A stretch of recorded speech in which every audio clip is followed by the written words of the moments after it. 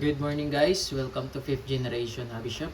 Magre-review tayo ng unit. Ang video na ito ay para kay Sir Paul Manalastas ng San Fernando, Pampanga. Ito po ay WE High Kappa T-Rex. Ito po yung kanyang brand. Ito yung model T-Rex. Color silver, gas blowback type. Made in Taiwan. Airsoft pistol. Ayan, airsoft gun. Okay? So, meron na siyang libreng gas at bala.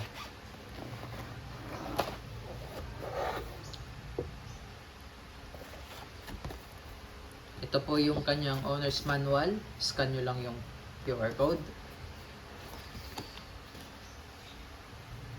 Then, may libre po itong silicone oil.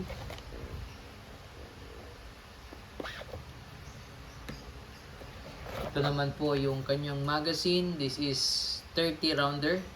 Pero we recommend half lang sir ilalagay mo. Kung 30 kahit 15 lang.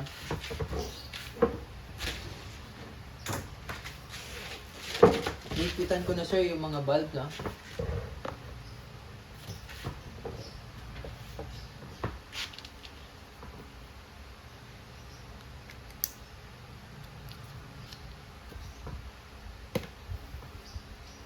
Yan, ito yung inlet bulb.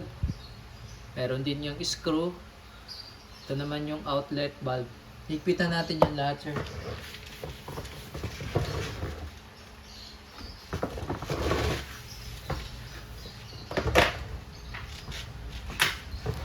Una muna tayo sa outlet bulb.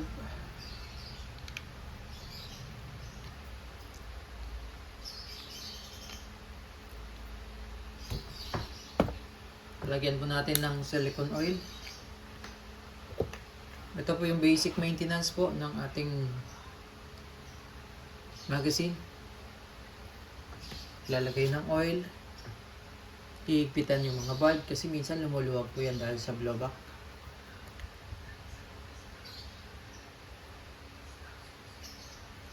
Yan. Ito naman tayo sa inlet bulb. Luluwagan ko lang muna para mag-absorb yung oil.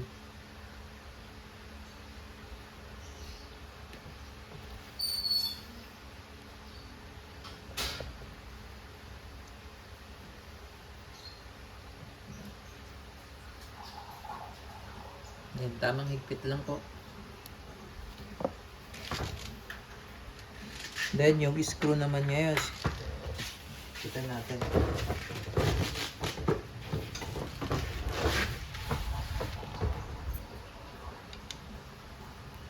Yan pong katabi ng inlet valve, yan po yung screw. Yan, higpit naman siya. Pagbabalik naman ng base pad, lubog nyo lang to. Push nyo lang yung lock. Yan.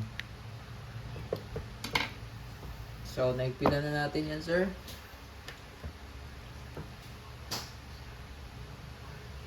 Ngayon, lalagay tayo ng gas.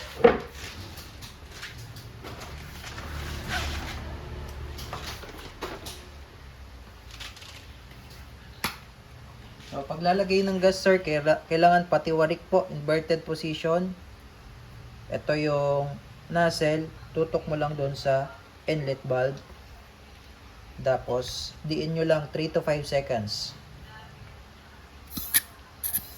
1, 1001, 1002, 1003. Ayan. 3 segundo lang yan, sir. Nilagay ko. Basta 3 to 5 seconds po. Ngayon, sir, pag lumamig yung magazine, normally lumalamig dahil sa gas.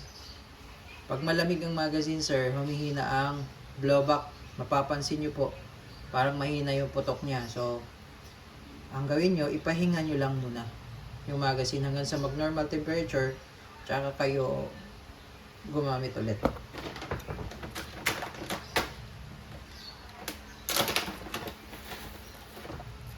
So ito po, katulad ng sinabi ko po kanina, this is 30 rounder, pero mas maganda po kalahati lang.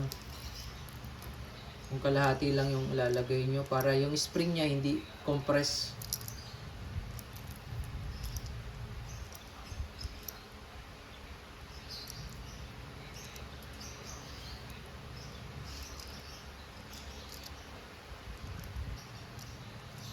Yan, katulad yan sir, 15 rounder yan. Yan, 15. So, hindi compress yung spring. Kasi pag 30 yan, nandito na yung spring yan. Yan, nandito na yan. So, compress yung spring, laging compress. Katagalan, ano siya, lumalambot. Yan. So, pag hindi puno, sakto lang. Hindi siya compress.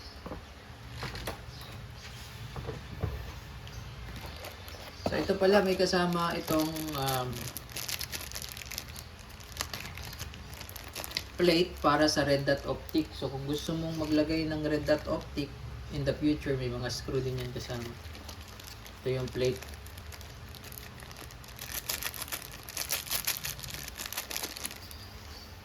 Yan, yun yung plate para sa red dot po. Ito sir. So, ito, papakita ko sa inyo yung red dot.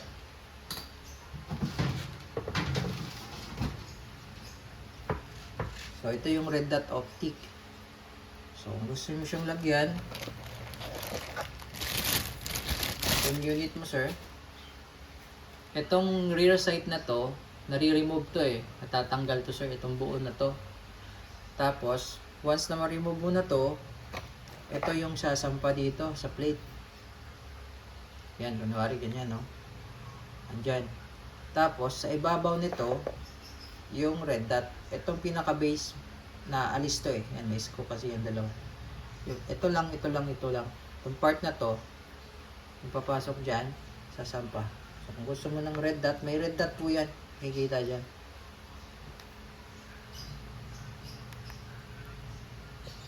Ayun. Yan yung red dot. Meron kasi yan, adjuster. Yan, yung red dot yan. Yan o. So, yan yung zero niya. So, kung saan nakatutok yung red dot, yan yung zero. So, imagine kung meron yan dyan sa unit mo. So, itong red dot na to, hindi pa to naka-zero eh. Yan. Diba ang ganda? So, kung gusto mo lagyan ng red dot, tago mo lang to sir, yung plate. Kailanganin mo to. Pero sa ngayon, gamitin mo muna yung iron sight. Maganda naman yung iron sight ng T-Rex. Naka fiber optic na po yan. Yan. So, yan yung T-Rex. May markings din yan. Tapos, pwede mo rin siyang lagyan ng flashlight dito. Yan. Naka-magwell na. Stapled grip. Skeletonized hammer. Beaver tail. Ito, beaver tail. Gumagana din yan, sir. Yan. Beaver tail. Check natin, no? Yung beaver tail na to, pag ito, katulad nito, yung safety niya nakababa. So, ibig sabihin, nakababa yung safety niya. Naka-off yan. So, pag hindi ito dinidiinan, kahit kalabitin mo, hindi rin puputok ko. Kailangan kasi ito diinan. Ayan. Labitin ko, sir, ha? Pag hindi yan diniinan, kahit diinan mo tong trigger yan, hindi yan puputok. Kailangan diinan mo to, para puputok. So, yung isa sa pangalawang safety feature niya. Sa mga real steel, meron din ganyan. Ito naman, yung manual safety. So, kailangan mo muna siyang ikasa bago mo maiangat to. Huwag mo siyang iangat nang hindi nakababa yung hammer or hindi mo kinasa. Ayan, matigas kasi yan. At saka half lang yan. Hindi siya fully activated yung safety. Pwedeng hindi siya makasa, pero hindi siya safe. Yan. Kailangan mo ikasa. Kasa mo muna bago mo siya ma-save. Yan. So, ambidextrous yan. Ibig sabihin magkabilaan yan. Sabay yan. Yan. So, safe yan. Pagbaba, safety off, fire.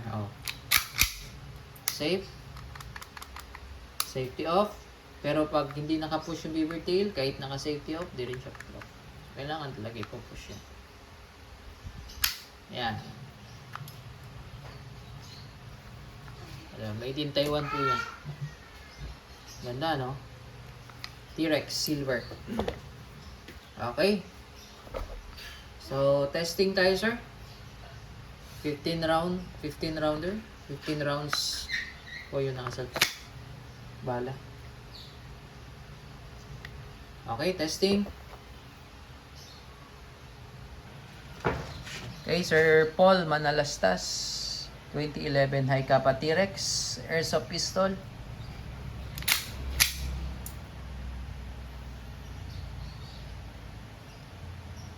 Firing.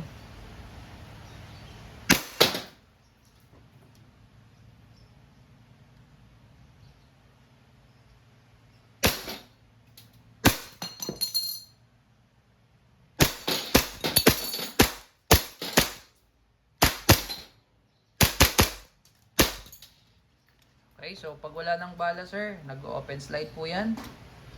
Pero may tendency hindi mag-open slide yan kapag malamig yung magazine. Lalo na kung continuous yung gamit mo, sir. Kapag malamig ang magazine, may tendency hindi mag-open slide. Pero that's normal po. Okay?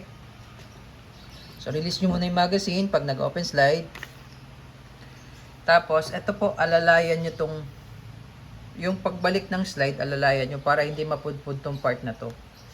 Kasi yung iba kasi ganito lang ginagawa nila. Yan. So may friction yan, katagalan ito, tsaka ito part na to, mapupudpud yan eh. Mapupudpud. So ang advice ko, pag nag-open slide, ang gawin nyo, itulak nyo lang siya ng konti. Ayan.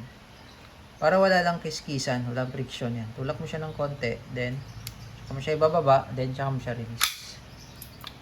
Ayan. Para hindi mapudpud. Okay. So, all goods na tayo, sir. Again, this is the WE 2011 High Kappa T-Rex Airsoft Pistol.